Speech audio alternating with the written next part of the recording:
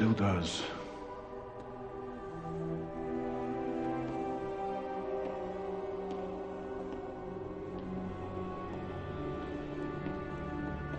That's close enough, Inspector. We're not wired.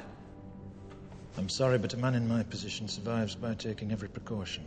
You've information for us? No, you already have the information. All the names and dates are inside your head. What you want, what you really need, is a story. A story can be true or false.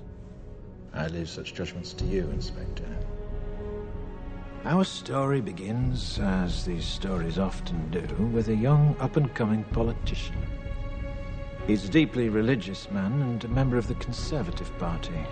He's completely single-minded and has no regard for the political process. The more power he attains, the more obvious his zealotry, and the more aggressive his supporters become. Eventually, his party launches a special project in the name of national security. At first, it's believed to be a search for biological weapons, and it's pursued without regard to its cost.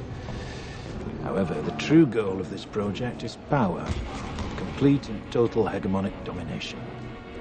The project, however, ends violently. But the efforts of those involved are not in vain, for a new ability to wage war is born from the blood of one of the victims. Imagine a virus, the most terrifying virus you can, and then imagine that you and you alone have the cure. But if your ultimate goal is power, how best to use such a weapon? It's at this point in our story that along comes a spider.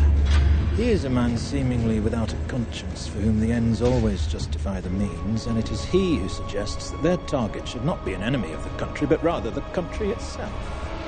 3 targets are chosen to maximize the effect of the attack: a school, a tube station, and a water treatment plant.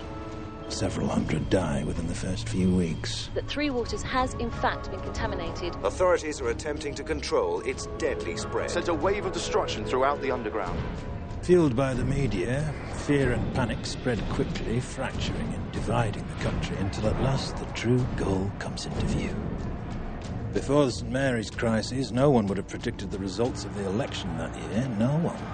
And then not long after the election, lo and behold, a miracle. Some believed it was the work of God himself, but it was a pharmaceutical company controlled by certain party members that made them all obscenely rich. A year later, several extremists are tried, found guilty and executed, while a memorial is built to canonize their victims. But the end result, the true genius of the plan, was the fear. Fear became the ultimate tool of this government, and through it, our politician was ultimately appointed to the newly created position of High Chancellor. The rest, as they say, is history. Can you prove any of this? Why do you think I'm still alive? All right. We'd like to take you into protective custody, Mr. Rookwood. Oh, I'm sure you would. But if you want that recording, you'll do what I tell you to do. You put Creedy under 24-hour surveillance.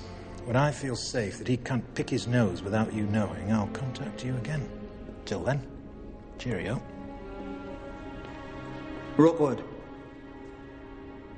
Why didn't you come forward before?